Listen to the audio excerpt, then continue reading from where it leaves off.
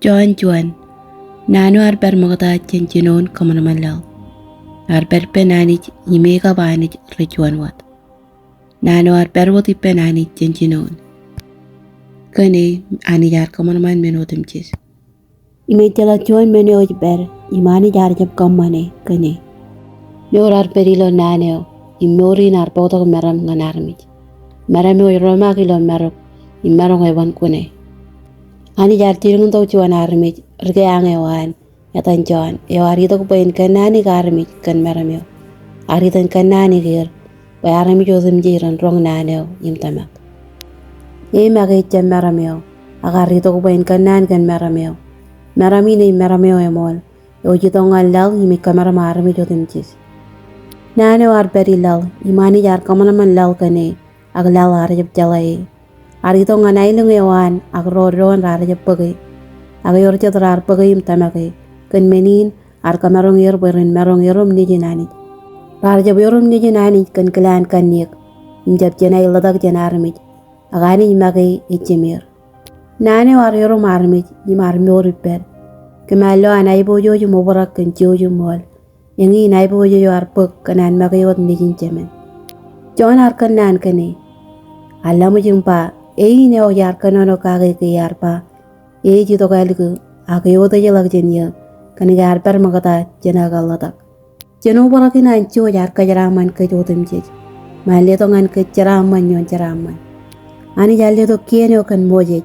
Ak jojo mol, rarito kan jijej kray. Echala garmi jenangin lo anich, Juan wat. Echa waiwain wat anich, imej peritrin jemen. Neo kwalake. Ruta jiran ruju roilo churujilem, rachining lak prujiro, mrili bayrong ani pen John, weren kachita pen, wan kwe.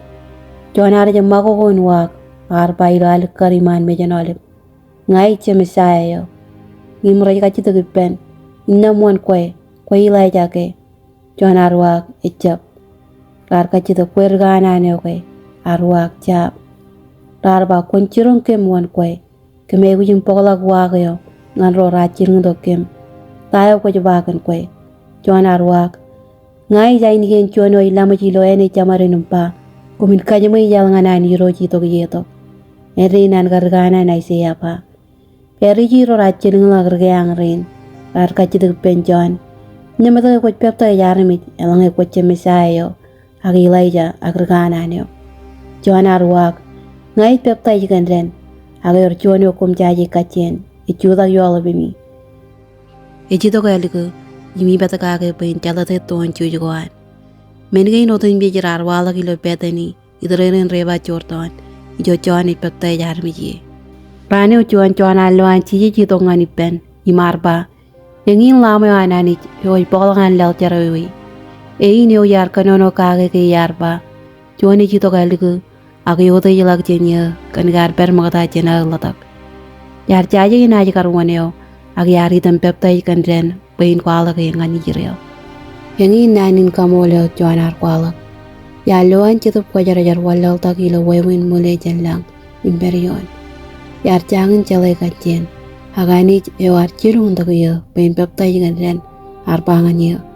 Kwana iloan chitup kwajarajar walal tak, imperion John army. Neoj peptai kan chitup kwajarajar. John arpa. Yemu jauh loy, imi curong kom, pe nejinani. Rane Juan arpar peri jo ipen ro yan ro regaloran. Kera loan cijik kejonir arba, lama yo anani jam. Regalor ro rarongan pa minin im lor lak cijik. Cijik jaro tak lik im lo air lore imar kajituk. Tayo kumroy pigotai. Rarwak rabai kwachuki ya. Okotang nanin rabai regagi.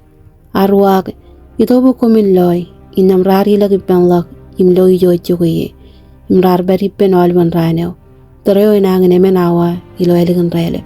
John yan rin ro rarongan John konono imi lagi penchisit, kare entero, jatin Simon pita. Yene wat entero arpigot Simon Jane, imbangane, kemalo misayo, melili nanin, rigarais. Inam arengan lak Simon, ngan chisit. Chisit ya relang ngane impa, kway Simon nijin John, na idig tatam sepes, in wat papida, melili nejaman. Rani ujuan tiji jar lamalat ngilangan Galilee. Alo belebum bangane. Woni itu kipa. Beleb ribi seda. Jikun kuela kuyan Andrew impida. Ina beleb arpi kon Nathaniel imchuronge.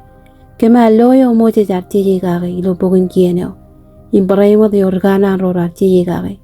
Tiji nejin Joseph. Renajarat. Nathaniel arkachidak. Yorga chabarod men emman. Emar ngido yan Najarat. Beleb arwak. Woni tan lale. Tiji jar baga Nathaniel kay jilwani dok. Digawe rijirele mol. Jala monu pen. Nathaniel arkachidak pen. Edo ko jala kachir. Tiji jar wak ya loyo ke war per human wajige piga. Mada janan pelep kuryo. Nathaniel bangane. Rugaki. Kwe ni jinani. Kwe king ini jiriel. Tiji jaba. Dawe tamakan wata baba ya loyo human wajige piga okay. Kwana ilo men ko ralabalak jen menin. Imar panganir. Ipangan kum juan menamol. Kum na ilo ang lang pelak imenjer roan anij. Ray walong walaw yon ni army.